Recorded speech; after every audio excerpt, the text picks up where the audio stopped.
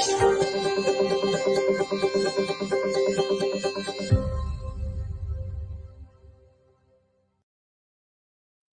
the battle for narratives, who is ahead, the BJP or the Congress, Rahul Gandhi or Prime Minister Modi? I'm Barkha Dutt. You're with the Mojo Story. Ever since the fiery last session of Parliament, looking ahead to the next one, there has been a high voltage and extremely personalized political battle unfolding between the leader of the opposition and the Prime Minister. Rahul Gandhi has sought to put the government on the mat on a range of issues, ranging from exam manipulation allegations to the state of loco pilots to Agniveers. On the other hand, the Prime Minister has not stopped taking personal swipes at Rahul Gandhi. In Parliament, he called Rahul Gandhi a Balak Buddhi. The Congress today has unveiled its own set of meme attacks, responding with Bail Buddhi as a counter. While this kind of rhetorical battle will go on, the fact is that we are now in a highly personalized clash of these two political figures, and this clash is going to define perhaps the political mood in the next few weeks and months to come, certainly the next session of Parliament. To talk about the shifting political sands and to make sense of the current political trends, I want to introduce our newsmaker on the program today, Sanjay Kumar, who's of course one of our best-known political minds with Lokriti CSTS, joins us. Sanjayji, always a pleasure. Let me start by asking you, it's quite ironic. In the campaign, the opposition wanted very much to avoid the question of Modi versus who. Now they're almost seeking to position this fight as a Rahul versus Modi fight. They don't seem to have any defensiveness about it. How do you see this very personalized political battle that is not just determining the headlines, but is also setting the political agenda? Barkha, I think it's very clear. BJP has lost 63 seats compared to 2019 election. So BJP strength in the Lok Sabha has gone down, and a lot of blame is to be given to Prime Minister Modi. So I think Congress is trying to charge Prime Minister Modi, and that is what we have seen in the first 5 days of the Lok Sabha session. So now it is trying to push BJP, trying to push Narendra Modi to the corner, and that is why I think the whole attack is meant directly on Narendra Modi. Because on the other hand, you see Rahul Gandhi has not been able, the Congress has not been able to get the seat of the leader of the opposition. Now Congress has a sizable number in the House, 99 seats. Rahul Gandhi is formally the leader of the opposition. So he wants to charge the government, and that is what we see happening in the Parliament in the first 5 days of the Lok Sabha session. Now, you said that a lot of responsibility for the declining numbers will be placed at the Prime Minister's door, even if nobody says so openly. But the reverse argument that the BJP would make is that without Modi, they would not have even got the seats they have. He still remains their only calling card. No doubt about that. It is true. Hypothetically, if we look at the 2024 Lok Sabha election, suppose Prime Minister Modi was not the leader of the BJP. If someone else was projected as the Prime Minister of the BJP or the NDA, what would have happened? I think BJP would have suffered much more badly. So it is true that Prime Minister Modi still remains the vote puller, but his ability to pull votes for the BJP has declined drastically if you compare it with 2019 Lok Sabha election. In 2019 Lok Sabha election, we did a survey, and our estimate was that out of every 10 BJP voters, 3.5 voted for BJP only in the name of Prime Minister Modi. It has come down to now, 2.5 out of 10 voters. So it is 25% compared to 33%. So there is clearly a decline in Prime Minister Modi's ability to pull votes for the BJP. A lot of people, a lot of voters also blame Narendra Modi for the various kinds of changes within the party, and the reference is to inducting large number of leaders from various political parties, irrespective of their credentials. So I think that has dented the image of Prime Minister Modi to some extent. I'm still saying Prime Minister Modi still remains more popular or most popular leader, but if you compare it with his popularity compared to 2019, there is a sharp decline. On the other side of the trenches, Rahul Gandhi has gained massively in confidence, in self-projection. You even have allies like Sanjay Raut saying, oh, if Rahul Gandhi, if we had declared him prime ministerial candidate, we would have done even better. And one of the most high risk moves that Rahul Gandhi has made, but before that, your own CSDS post poll surveys found that while Mr. Modi was significantly ahead of Rahul Gandhi as a prime ministerial option, even after the elections in Uttar Pradesh, in fact, Rahul Gandhi was marginally ahead of the prime minister. Now, what I was asking was that Rahul Gandhi, in a way, is now very much not just the leader of the Congress, but he's the leader of the opposition, or has assumed that role. I don't just mean in the parliamentary sense, but it's become very much the face of the national opposition. So, to that extent, the Congress seems to have shed its earlier reticence about making elections into Modi versus Rahul. No, it is true. Yes, Rahul Gandhi has been elected as a leader of the opposition, leader of the Congress party in the parliament. But the way 5 days of parliamentary proceedings have taken place in the Lok Sabha, it seems like it is very clear. Most of the regional party have almost accepted Rahul Gandhi as the leader of the opposition. He has taken charge, and I think why leaders of the other opposition party may not have reluctance to accept him as the leader of the opposition, because look at the issues which he has picked up. Nobody would, or hardly anybody is going to deny or disagree with that. He picked up the issue of Agniveer, he picked up the issue of NEET, and both these connect to the problems Indian youths are facing. Now he has picked up the issue of Manipur. You pick up the issue of unemployment. So these are the real issues on the ground. So he's not picking up issues which are like very superficial, which is academic in nature. These are all real issues on the ground. So political parties and the leaders of the political parties would like to rally around with these issues. And I think that is why Rahul Gandhi is more or less accepted as the leader of the entire opposition in the Lok Sabha. One of the more contentious issues, though, that he's taken up is that of Hinduism itself. So when we saw those images of him holding up the images of Lord Shiva, then followed by Guru Nanak Ji and other leaders, when we saw all that unfold in Parliament, he was challenging the BJP on Hinduism. Now, do you think that this is a smart move? It's a move that the opposition avoided through the campaign. But at the same time, he also made a controversial statement saying the Ram Mandir movement has been defeated because Faizabad Ayodhya has been won by the opposition. What do you make of Rahul Gandhi's high-risk positioning on Hinduism itself, taking the battle to the BJP's own turf? The first few things which I mentioned that Rahul Gandhi picked up in the parliament, the issues of Agniveer, NEET, and various other issues, I think that was the clever move. I'm not sure whether challenging BJP on the plank of Hindutva is going to be a clever move, a clever technique, because a very large number of Indians still believe BJP's vote share may have gone down by 1% compared to 2019. But still, a very large number of voters in this country believe that a party which cares for the needs of the Hindus or cares for the Hindus as such is BJP. It's not Congress. So challenging BJP of not being sympathetic to the cause of the Hindus, I don't think that is a clever move. That would be risking the image of Congress, or risking or playing into BJP's hand. So in my personal opinion, this is not a good move on the part of Rahul Gandhi. So you believe that when he picked up those posters of different gods, of different faiths in Parliament and challenged Narendra Modi by saying Modi does not equal Hindus, BJP does not equal Hindu Samaj, you believe he should have avoided that conversation altogether? In my opinion, yes, he should have avoided that conversation, precisely because of two things. First, there are various narratives that India Alliance has been able to perform very well because a very large number of minority vote has come in favor of the India Alliance. Whether we are talking about like the votes of the Christian, Muslims, the Muslim vote has polarized in favor of the India Alliance in a very large number, and this comes out from our data and from various other sources.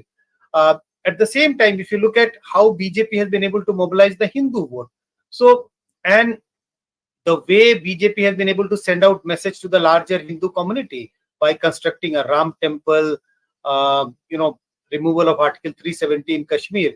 So whatever Rahul Gandhi may have done so far in the parliament or during last few years, but still large number of people are not ready to buy that Congress or Rahul Gandhi is the person who would care for the needs of the Hindus, because there is still a suspicion in the mind of large number of Indian voters that this is a party which cares more, which cares for the minorities, and BJP is the party which goes all and out to work for the cause of the Hindus. So challenging BJP that Congress is more sympathetic towards the cause of Hindus, not the BJP, is a risky proposition.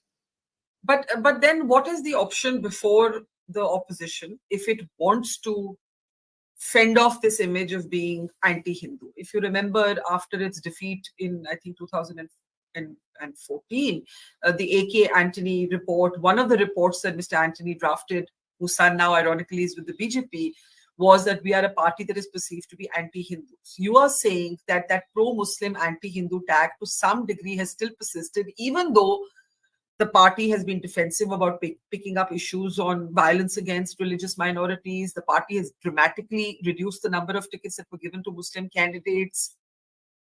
The party has tried to also be very visibly, believing Hindus with photo ops at temples. So if it avoids the conversation altogether, how does it shake off this image? See, if you look at the entire run-up to 2024 Lok Sabha election, the 7 phases of polls, and even a couple of months before that, I don't think that Congress got into a conversation on the issue of Hindutva. Like in a cricket, you need to score runs, but if you aim to score run on each and every ball the batsman is facing, you sometimes put yourself in a difficult situation. There are balls which you think you need to just leave aside. Don't even take a chance to hit that ball. I think that should be the strategy. Why to get into this whole conversation of which party is more championing the cause of Hindutva? You can just escape this discussion, because BJP is not pulling you into this discussion. It was an unnecessary discussion, in my opinion. So, like in a cricket match, when the batsman is on the ground, he wishes to score as many runs as possible, but still he has a strategy. He does not want to hit each and every ball. There could be some balls he wants to just leave aside. If the ball is offside or down the leg side, doesn't want to touch that ball at all. I think that should be the strategy. Yes, the Congress want to corner the BJP on as many fronts as possible, but there could be issues which can be left aside. There was no issue. There was no necessity in the Lok Sabha at that time to get into this whole discussion on Hindutva or which party is championing the cause of the Hindutva. So I think it was, in my opinion, an unnecessary discussion to be brought in the parliament. Now, on the flip side, the question for the BJP, and my question to you is, does the Hindutva have diminishing returns for the BJP? Has it reached a saturation point? It would be tempting to come to that conclusion looking at the results in Uttar Pradesh, but then Madhya Pradesh is very different. So how do we understand Hindutva's political utility to the BJP in Modi's third term? On the issue of identity, whether we are talking about the caste identity or religious identity, it has a shelf life. There is and it gives diminishing return. I would just refer to the Bihar politics when Lalu Yadav became the chief minister of Bihar in the early 90s, and he led a successful political career, and RJD was such a strong party for the first 15 years. And the issue of mobilization was, the caste was used as a tool for mobilization. And soon after that, we saw that there was a massive decline in RJD's support base. Similarly, if I look at the national politics, and that happened even in UP in 2024 Lok Sabha election. So Hindutva was being used as a tool for mobilization of the voters. It did pay dividend to the BJP in 2014. I don't say that 2014 election was not on the Hindutva, but 2019 and after that, between 2019 and 2024, various state assembly elections were also contested on the issue of Hindutva, or Hindutva was used as a primary tool for mobilizing the voter. I think there is a limit to that, and that 2024 verdict has indicated that a party cannot go very, very aggressive for a very long time on this issue of Hindutva. That's a big message for BJP, or that's a signal for the BJP. So the question then is, what will be Modi's central narrative in his third term? If Hindutva has actually, reached a kind of dead end, or not dead end, but a kind of, certainly in the stage of diminishing returns, then Modi has to find another message, right? And what is that message? And is that what you see the BJP actually struggling for, or struggling with, in a sense, that where Rahul Gandhi is playing on the offensive, he's playing on the front foot. Like you said, he's picking up NEET, he's picking up Agniveer, he's picking up loco pilots, he's picking up Manipur. How does the incumbent position himself? What is his narrative? Does Modi need a new story? If that story is not Hindutva, if that story is not nationalism, and it still may well be nationalism, we don't know. What is that story? I'm not saying that BJP is completely going to junk the issue of nationalism or the Hindutva agenda. They will try and carry this agenda forward, but not as aggressively as they have done after 2019. But I do agree that they need to search for new narratives. And what could be that narrative? I think the new narrative has to be somewhat around, the story of growth, focused more on the youth of this country, because there are various, and like, if you connect the dots, Rahul Gandhi is picking up, whether it is Agniveer, unemployment, and various other issues, it connects to the youth. So some narrative has to be, look for by Prime Minister Modi, by BJP, and that is the only way which can strengthen BJP in the coming years. They cannot keep moving on with the two big narratives which they have used in the past for political mobilization: Hindutva, Ram Mandir, and nationalism. I can see the diminishing returns of Hindutva, but why do you think there are diminishing political returns to nationalism? Again, like you said, that the Congress reputationally has been the party soft on religious minorities, the BJP has been soft on Hindus. The BJP has always positioned itself as the muscular nationalist party, as the party that, did surgical strikes after Uri and Balakot after Pulwama. And the Congress tried to say, we humne bhi kiya hai. We have also done strikes across the border, but nobody was interested in listening to them then. Today might be different. Why do you think nationalism per se has also, reached a point where it may not yield political dividends like earlier?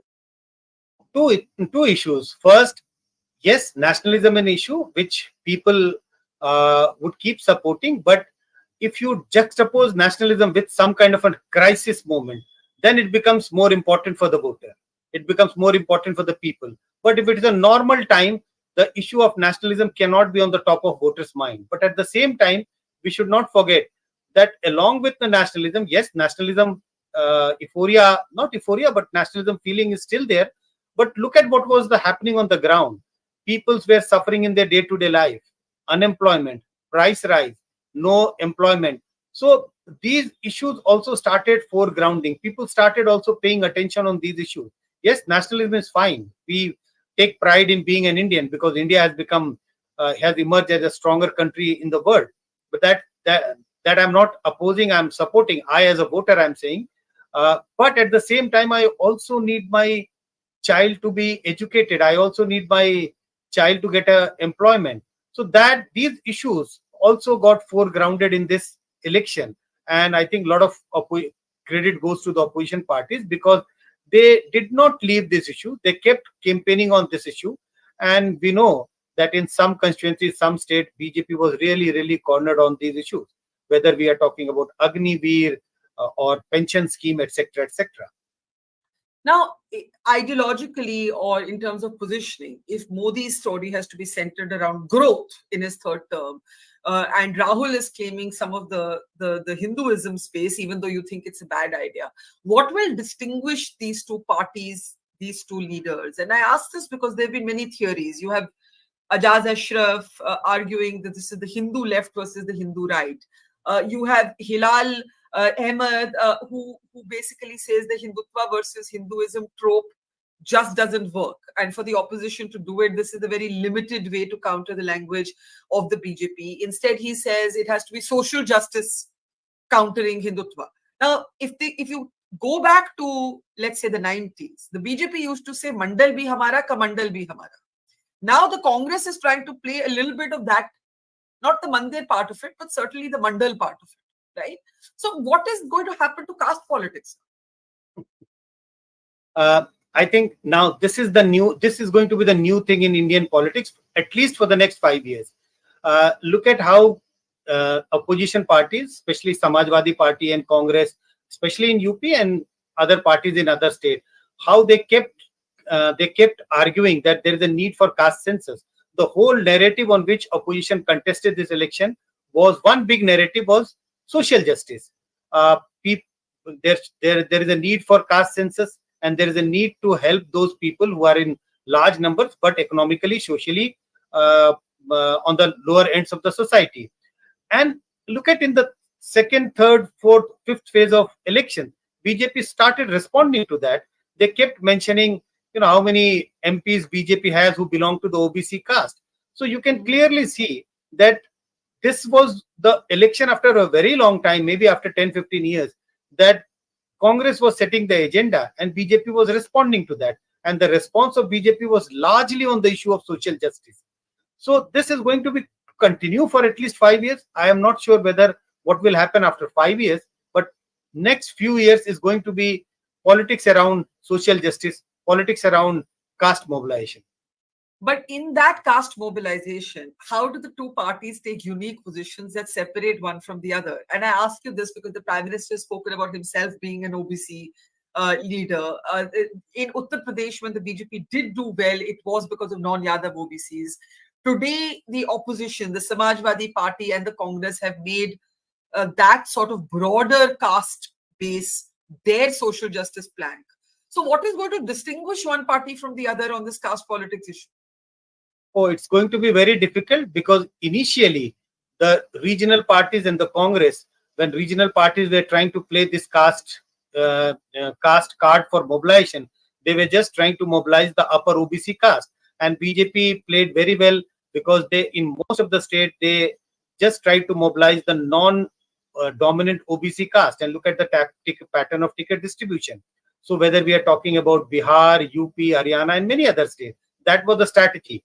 Don't focus too much on the dominant OBC caste, but focus on the non-dominant OBC caste, because the dominant OBC caste is loyal to one or the other regional party. If you look at the ticket pattern of ticket distribution in UP, Samajwadi Party actually adopted that strategy. And if you look at the pattern of ticket distribution of Samajwadi Party, they gave ticket to a very large number of non-Yadav OBC candidates. And the CSDS post-poll data clearly indicates that Samajwadi Party, Congress were able to make inroads among the non-Yadav OBC caste. So what we call the most backward caste among the backward. So this strategy Samajwadi Party has adopted. It was the strategy of BJP for the last 5-7 years. I think they need to rethink both the parties, because this narrative has been now not captured but actually adopted by Samajwadi Party, Congress, and the India Alliance partner. So BJP may have to think hard if they want to go ahead with this whole narrative of social justice. They need to think hard. It is not going to be very, very easy for the BJP to come up with a new agenda, come up with a new mobilization strategy in the next few months.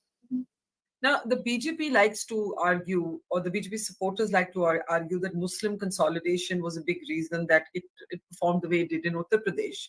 But actually, it is the movement of the Dalit vote that played a gigantic part in the BJP actually losing Uttar Pradesh. It was a rout for the BJP in Uttar Pradesh. Now, Dalit vote, once the Dalit voter sees that there is no threat to the constitution and the affirmative action that is protected by the constitution for the SC/ST community, do you believe that the Dalit voter could move back to the BJP, or do you believe that we're in a brand new phase of caste politics? Very difficult to make any prediction on that, but I think even if the Dalit, you're right. If you look at what is the movement of the voters in UP, it's not only that Samajwadi Party, India Alliance managed to perform very well only because of the Muslim vote and the Yadav vote. There is a massive movement of Dalit vote in favor of Samajwadi Party Congress alliance. Now, even if there is no threat to the constitution, even if there is no threat to the provision of reservation, I think if Samajwadi Party and Congress are clever enough, the leaders are clever enough, they can keep claiming that we have been able to, restrict the BJP, and that is why the provision of reservation is still safe. There is no attack on the constitution. If BJP had got larger number of seats, the provisions may have got disturbed. So they can still campaign on that, and there could be few more years for next few more years. Samajwadi Party, Congress, opposition alliance can keep convincing the Dalits that there is a need for them to be consolidated behind India alliance. Otherwise, there will still be another threat for changing the provisions of the constitution. So it is going to be like how India alliance leaders are going to convey this message, or send out a positive message to the Dalit community. Yeah, let's in the end talk about pitfalls for both sides. I think in Modi's case is that he needs a new story. You say that story has to be growth. What are the pitfalls for the opposition? Do you think that they are betraying signs of overconfidence? The BJP keeps saying 99 seats is not, or 100 seats is not a win. Why are you acting as if you're running the government? But the Congress is clearly behaving like a party that believes it's only a matter of time before it has a chance at the central government. They seem to be convinced that it's the beginning of the end for the Prime Minister, even though it's been not even a month since he's been in government. Do you believe that the Congress is being overconfident, or do you believe that this is absolutely valid realpolitik? First, look at the numbers. Yes, BJP has got 240 seats and Congress could not even get 100. They got stuck to 99 seats. But my own sense is that, leave aside the numbers, but I think there was a mood for change in this country, though the change did not take place because clearly the mood was not as strong as leaders of opposition may have believed. So, but in my opinion, there was a sign of mood of change in this country. In my opinion, Congress has become overconfident. The problem with the two sides, NDA, BJP, is still to reconcile with the fact that BJP only has 240 seats in the House. They're still believing that this is the party which has got more than 300 seats in the parliament. On the other hand, Congress should realize that they have 199 seats, but they're still in the opposition. They are behaving as such. They are in the treasury bench. They have formed the government. So a lot of work still needs to be done on the part of the Congress. They need to work hard if they want to, go to the treasury benches. They want to form the government. That's the big problem, and that is the root cause of what we saw happening in the first 5 days of parliament. Congress is behaving like we are the ruling party. We will decide how the parliament is to run. On the other hand, BJP, which is now below the majority mark, 240, 32 seats less than the majority, they should realize that this is not the BJP government. This is the NDA government, and they need to depend upon the allies. But they are behaving as such 370 par hi hai. So I think that's the difficulty. So neither the BJP nor the Congress is actually internalized, in a sense, the real import of the verdict. The biggest next test, I mean, there's going to be the bi-poll results, but the big one is going to be Maharashtra. And in Maharashtra, the opposition still believes that the kind of fragmented wreckage the BJP's games have left it in, the advantage is that of the opposition. If that remains the case, and do you see any reason for it not to, how much of a setback will that be for the BJP, even though it's an assembly election?